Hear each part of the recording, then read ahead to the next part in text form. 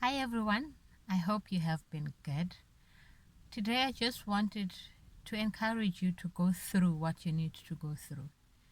In my book, I say that within us is the power to create something from the beginning.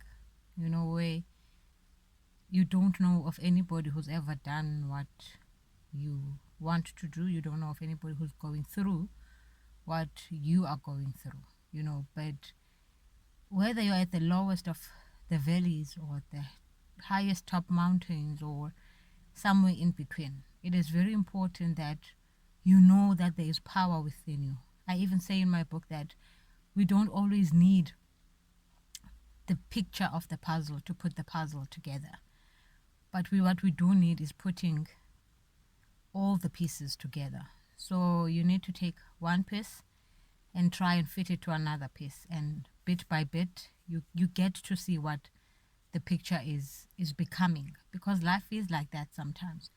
You have to go through stuff that you don't know where they're going to take you. You don't know why or what the purpose of it is, but even in that, it is important to know that you still have power to put those pieces together, and the more they come together, the better and clearer the picture will be. So you need to give yourself time more than anything.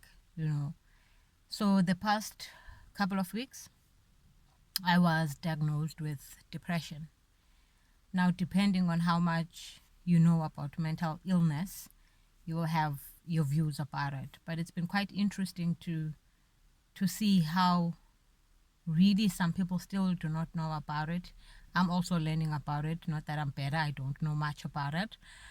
But it's quite interesting that there are certain stereotypes as well that one has to deal with it, that are associated with it, and certain fears, even in some instances. I've had varying comments, actually, and even my loved ones have to deal with it, where people will ask, how is she depressed if she's just bought a new car? How is she depressed if she's a black person? How is it that she's depressed when we saw her at that function? And someone even said, like, why are you laughing? I thought you were depressed. And in that, I needed to get a way of understanding. Somebody even said, there's no depression, you are pretending. And as shocking and funny some of those comments are, but I needed to find a way to say, well, it's the level of knowledge or maturity to some extent that people have. And as much as I don't have the answers for all of them, but I needed to find some coping mechanism. I love going back to my life because I believe that whatever happens currently in my life, there's something that I've already previously experienced that has prepared me for the point that I am in.